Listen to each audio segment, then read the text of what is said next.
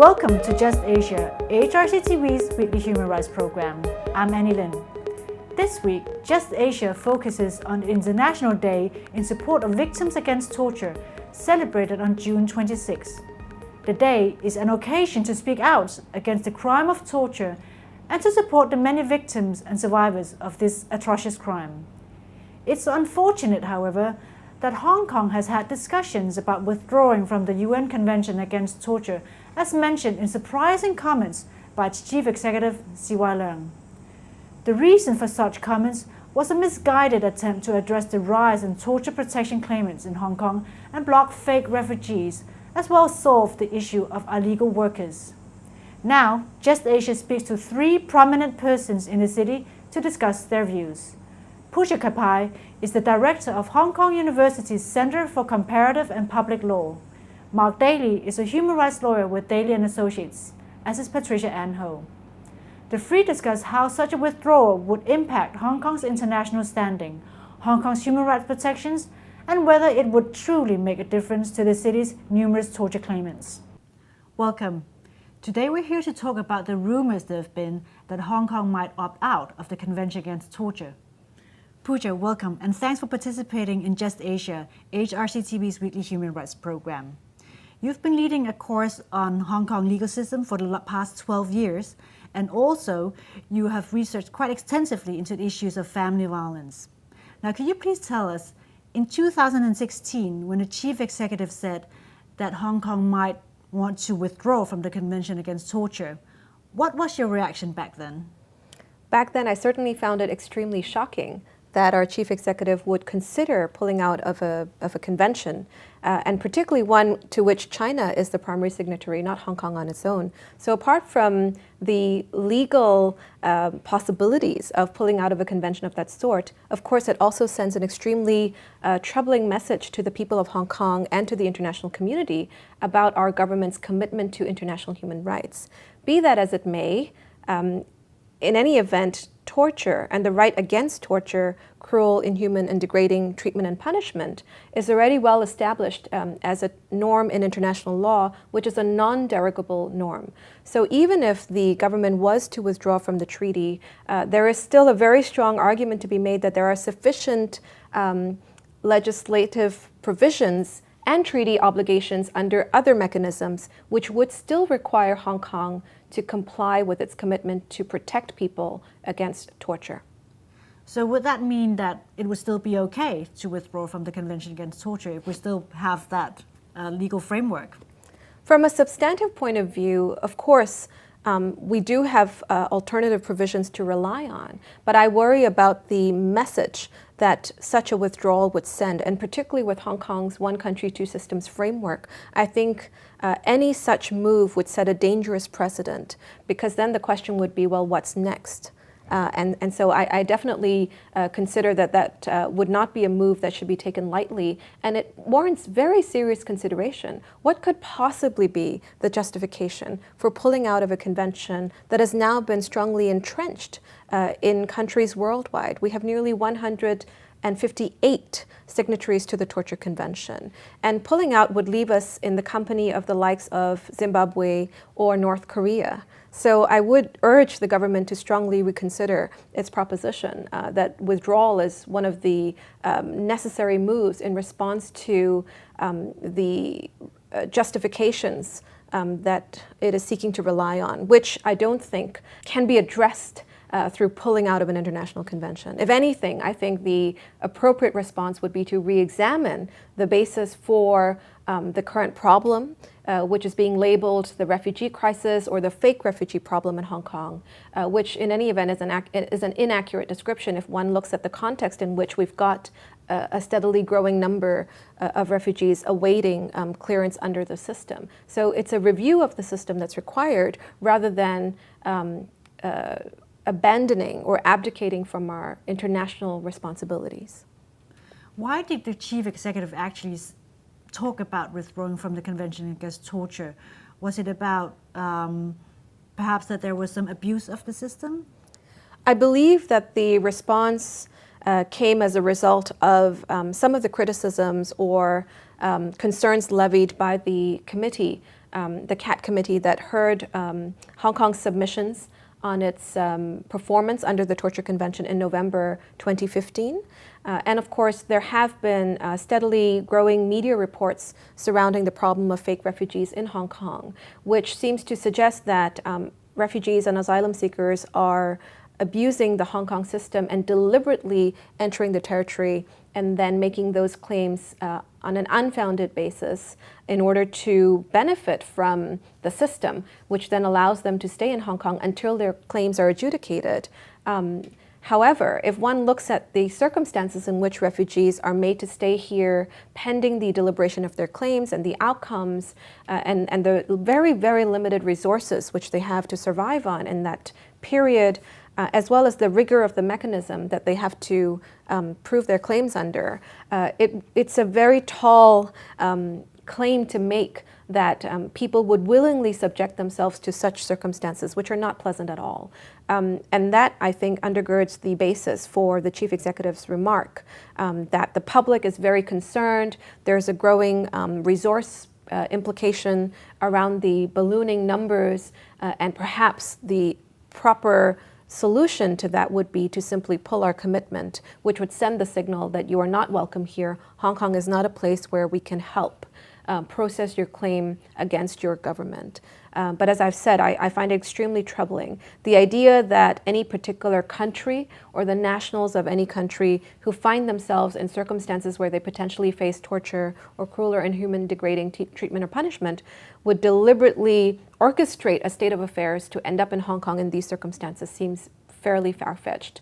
And I think that that requires some serious evaluation and evidence before such claims should be repeated by government officials or any other public officials. We've seen certainly a decline in the quality of the debate in Hong Kong, and we've seen an extensive barrage of media reports repeatedly claiming that refugees are making unfounded claims or are gaming the system. And this hurts a very vulnerable population and has a spillover effect on other vulnerable communities in Hong Kong. And Hong Kong has the obligation to perform fully as a member of the international community, given that there are war-stricken regions and failed states where people are fleeing in large numbers, and these people need to have an international legal system which works adequately to guard their interests, and in particular, their basic right to life, liberty, and freedom from torture. Thank you, Puja. You're welcome. Thank you, Annie.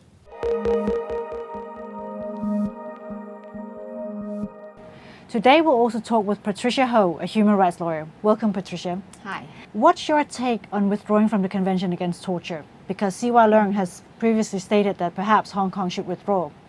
What's your comment on that?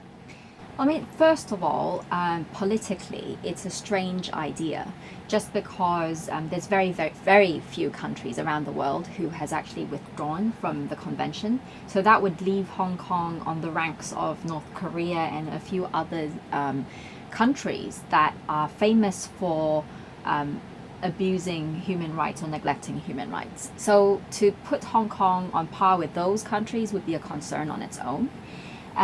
But separately to that, I mean, I would question whether it would have a huge legal impact, because in fact in Hong Kong we have the Bill of Rights, and the Bill of Rights actually criminalizes torture and also cruel, inhuman, and degrading treatment and punishment. So given that our Bill of Rights already protects these fundamental rights, withdrawing from the convention would have probably not very much effect on affecting or changing the government's duty to protect the vulnerable. I'd like to ask you, so your firm has both been working on trafficking and you also work with asylum seekers. So you have these two groups. Is there any overlap between these groups, and how should the government deal with that? Sure. You know, there is actually a growing concern that there are trafficking groups that are bringing people to Hong Kong, and it happens in this way.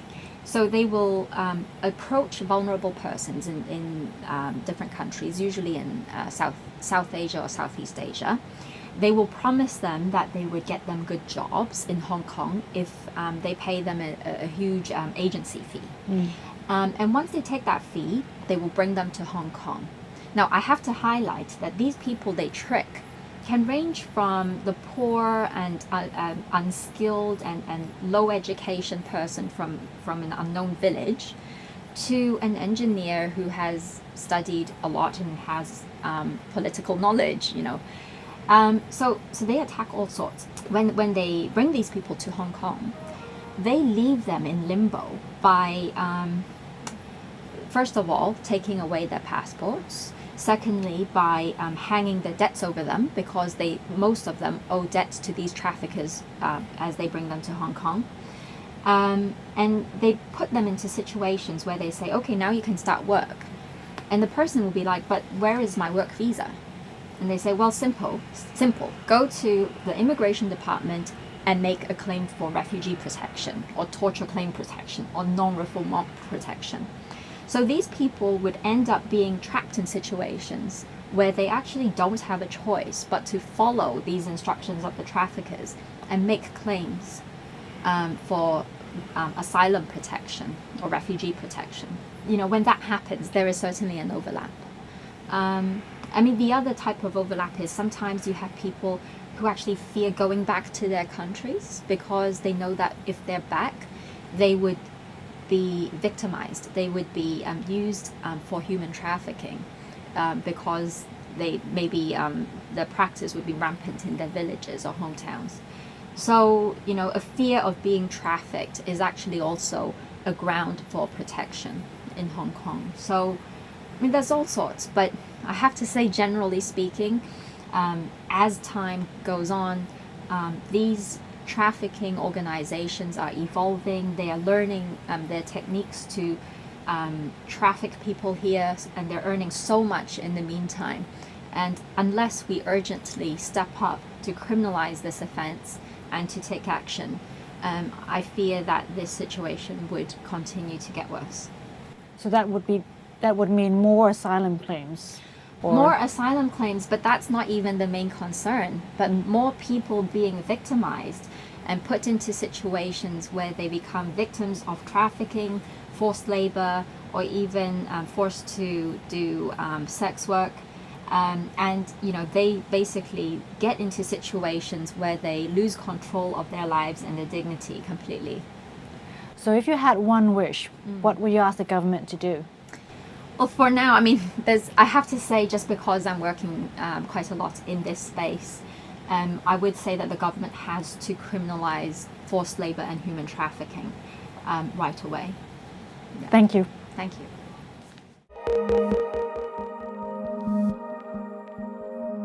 Welcome, Mark, to Just Asia. Thank you, Annie. You've been working in the human rights field for many, many years. What's your take on withdrawing from the Convention Against Torture in Hong Kong? Well, firstly, I think it's been over-dramatized that Hong Kong would withdraw from the Convention Against Torture. I think C.Y. Leung was ill-advised. I think it was probably a little bit of a out-of-context comment, probably a little bit Trump-like, a little bit shooting from the hip. I don't think it's realistic that they would be suggesting that they would do that. Is it at all possible to withdraw from the Convention Against Torture for Hong Kong? I think, firstly, if we're talking about claims here in Hong Kong, USM claims from other countries that say they would face torture, it wouldn't make much difference because there's other human rights conventions that apply, the common law, customary international law. So even if they withdrew, it wouldn't make a practical difference. And it would be a very dangerous signal to the world that Hong Kong is abandoning such an important convention, you know, particularly given the rise in torture in the mainland. I think it'd be the wrong signal to be giving to the world that, you know, somehow Hong Kong is retreating from its fundamental human rights obligations. So what kind of signal do you think it would send, actually? What would Hong Kong be saying? It would be a disastrous signal for Hong Kong. I think what sets Hong Kong apart is its, you know, upholding human rights. fundamental values for Hong Kong. So I think it would be a very dangerous message for the world that, particularly 20 years after the handover, that, somehow things are going to get worse in Hong Kong. So I think it would be a bad message. So why do you think C.Y. Leung actually said that? Does it have anything to do with the screening of asylum seekers and the alleged abuse? And would exiting CAT be the best way to deal with that? Yeah, like I said, I don't think it would have the desired effect. I think he was probably ill-advised. They're concerned about the backlog of USM claimants, but that's not the way to deal with it. They have to fairly and efficiently get on with the screening of the claimants. The problem was made by the government itself because they didn't put in a proper system over the years, and so some of the numbers have some of the cases have piled up. But my understanding is the numbers coming now are down, and they just need to get on with the job of properly screening them.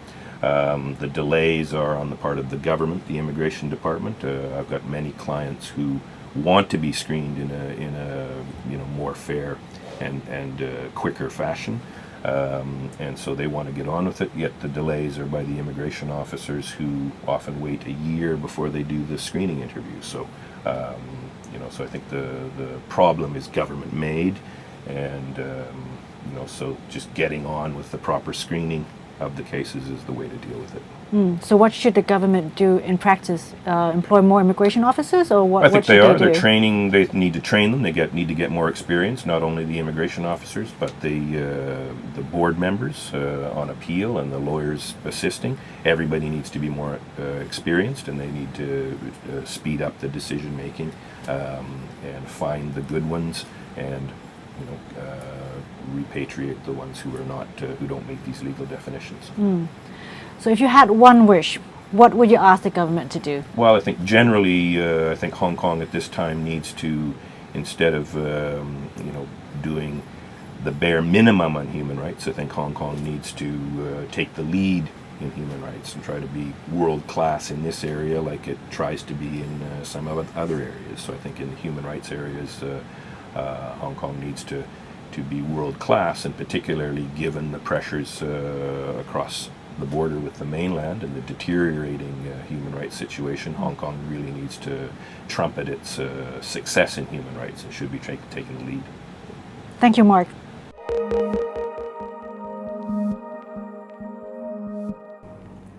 That is all for this episode of Just Asia.